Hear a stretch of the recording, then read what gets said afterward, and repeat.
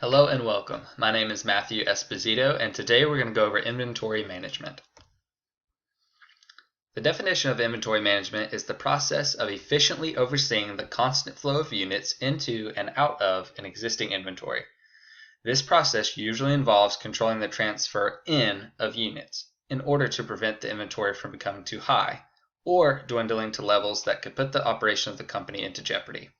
Competent inventory management also seeks to control the costs associated with the inventory, both from the perspective of the total value of the goods included and the tax burden generated by the cumulative value of the inventory.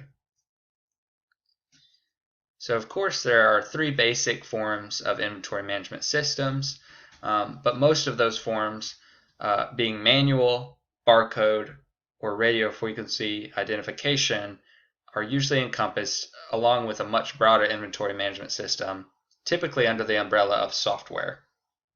Most of us or some of us have used one of these types of inventory management systems if you've had a retail job. And of course, everything is moving towards automation and integration into the cloud and software-based inventory management systems. So first, let's talk about manual. Many small business owners keep track of inventory manually, especially if the business has very few products. This is going to save time and money if a small business has few products. They don't need to spend a lot of money on a system. Most business owners, usually a manual inventory management system, use some form of a spreadsheet where they input the data themselves. So our example is of a small bakery who could use the spreadsheet to keep track of inventory purchases and usage. The owner can also set up the spreadsheet to calculate when ingredients need to be reordered. At the start of each week, the owner manually counts the raw ingredients and components she has on hand. She enters these values into the spreadsheet. She also enters her expected usage based on existing orders. Using the appropriate spreadsheet formulas, she determines if she has enough materials for the week or if she'll need to purchase more. Manual systems allow very little investment in systems or training for the business owner, therefore making it a good option if there is not much inventory needed. The major downside to managing inventory using a spreadsheet is the difficulty of maintaining data integrity. A single data entry or formula error can cause major inaccuracies in the data output. So obviously with any type of manual inventory management system, there's the risk for human error. And so taking out the automation or the scanning of codes or radio frequency identifiers can be good or bad based on the volume of inventory. Second, let's go over barcodes. We've all seen a barcode. The most widely used inventory management system out there, and barcodes increase the accuracy and efficiency of managing inventories. All major retailers use barcode technology as part of an overall inventory management program. Please take note that I keep mentioning that most of these are used as part of a whole and not solely by themselves. When a barcode gets read at the point of sale, inventory sales data are immediately read to a broader system that maintains usage statistics. The company's purchasing department uses this data to make buying decisions based on the sales and existing inventory levels. Barcodes also manage inventory at the warehouse level. So most warehouses use barcode or radio frequency identification to scan incoming inventory into the warehouse's inventory management or warehouse management software. So basically, the code just lets the system know, hey, you have 2 more cakes coming in, and then that'll show up in the software so that the user reading the software knows the inventory levels. Barcode technology facilitates the movement of inventory within the confines of a warehouse from one location to another, or from the supplier to the warehouse, which is also called receiving, and from the warehouse to the customer, which is when the warehouse would need to pick it, pack it, and ship it. So lastly, we have radio frequency identification, also known as RFID. It has increased the capabilities and accuracy of many companies from that of just barcodes. Companies that use RFID are typically move thousands of pieces of inventory through their doors a day. Think Amazon. RFID uses 2 types of technology to manage inventory movements: active and passive technology. Active RFID technology uses fixed tag readers assigned throughout a warehouse. So for an example, this would be a box getting on a roller or conveyor belt, going by the scanner where it's active and it's done automatically. Anytime an item with an RFID tag passes the reader, the movement of the item is recorded in the inventory management system.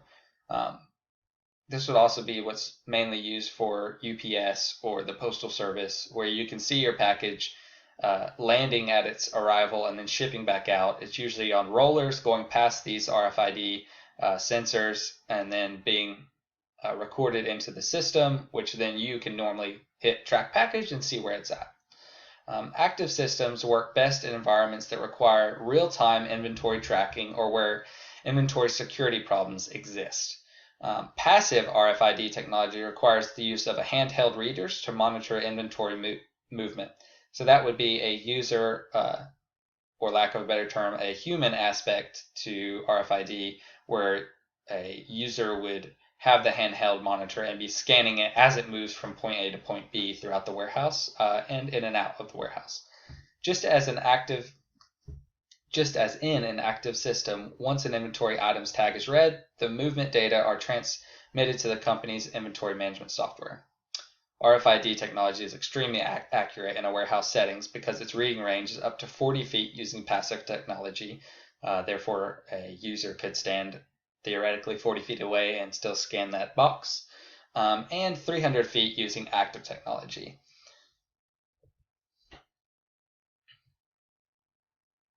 Let's go over the role of inventory control systems. Inventory control systems are often the actual system or software itself. An inventory control system is a system that encompasses all aspects of managing a company's inventories, from purchasing, shipping, receiving, tracking, warehousing, and storage, turnover, and reordering. In different firms, the activities associated with each of these areas may not be strictly contained within separate subsystems, but these functions must be performed in sequence in order to have a well-run inventory control system. Computerized inventory control systems make it possible to integrate various functional subsystems that are part of the inventory management into a single cohesive system. Basically, that is a very wordy way to say that doing it chronologically makes the most sense, and there are subsystems that can output data to let you know at what stage a product or inventory is in that can be integrated into the larger system as a whole. Inventory control systems are used as a means of increasing the bottom line while minimizing inaccuracies. Ultimately, the more tasks of inventory management that can be controlled by a system, which is known as automation, the more money and time that can be allocated towards other parts of the business by increasing productivity and maintaining competitiveness. Automation can dramatically impact all phases of inventory management, including counting and monitoring of inventory items, recording and retrieval of item storage location, recording changes to inventory, and anticipating inventory needs, including inventory handling requirements. Now, it's important to note that all of those tasks used to be, of course, done by human interaction and manual systems. So using automation to then take care of all of those tasks is, of course, where we're at today. And kind of a new trend in the area of inventory control and management are vendor-managed inventories, which basically distributors and manufacturers agree to take over the inventory management for their customers, the customer being the business and or you as the entrepreneur. Based on daily reports sent automatically from you to the distributor replenishes your stocks as needed. The distributor or manufacturer sees what is selling and makes all necessary arrangements to send the customer new products or parts automatically. No phone calls or paperwork are necessary, allowing the supply chain process to remain uninterrupted. So where phone calls or paperwork get lost in translation or put aside, if the automation is taking over the role of the business or you as the entrepreneur sending information to the warehouse to receive more product, then you're saving time and money, and they are too, which is what makes it a benefit. The partnerships benefit the partnership has benefits that accrue for both the vendor and the customer. A savings of time and labor would benefit both parties. The customer is able to maintain fewer items in stock and can rely upon a steady flow of products or parts coming in. The vendor or distributor benefits in two ways. First, the supplier is able to better anticipate production requirements, and second, the supplier benefits from a strong relationship with the customer, one that is more difficult to alter than would be a vendor-customer relationship in which such automated systems did not exist. Next, let's go over the cost to hold inventory. This is important and something that is often disregarded.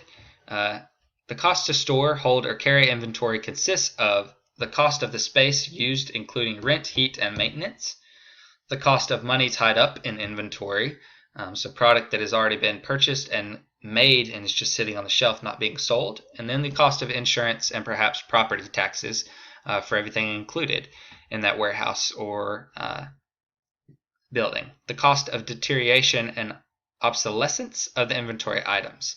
So if something sits in inventory long enough to then become an outdated, either shirt or technology, etc. Some of the storage costs are a function of the cost or value of the inventory, while some storage costs are dependent on the physical size of the items. The cost to store or hold inventory are often stated on an annual basis, such as $3 per unit or 15% of an item's cost. The calculation of the cost to store inventory should be based on the incremental annual costs or the company's opportunity costs. In other words, if a business has a large amount of cash and no debt and a warehouse that is half empty, its cost to store inventory will be relatively low. Another company with a little bit of cash and a lot of debt and a little available storage space will have relatively high costs of storing inventory. The cost to store inventory are part of the economic order quantity formula that calculates the optimum order quantity. This formula basically is the number of units that will minimize the total annual costs of both ordering and storing inventory. So we're going to go over that real quick. You can see a snapshot of the formula right there. So the formula to calculate the economic order quantity is the square root of 2 times the annual usage in units times the incremental cost to process an order divided by the incremental annual cost per unit to carry an item in inventory. Feel free to pause the screen and write that down. And next, we're not going to go over this long list, but these are just possible inventory management practices. The first one, as you can see, is supplier assistance, which we went over in a little more detail earlier. Then you have inventory control personnel, lead time, monitor inventory levels, customer delivery, inventory consultant, purchase software, product turnaround, tracking system, and work in progress practices. You can pause the video and rewind to see any of those in more detail. And thank you for joining me, and I hope I've taught you a little bit about managing inventory. Thanks.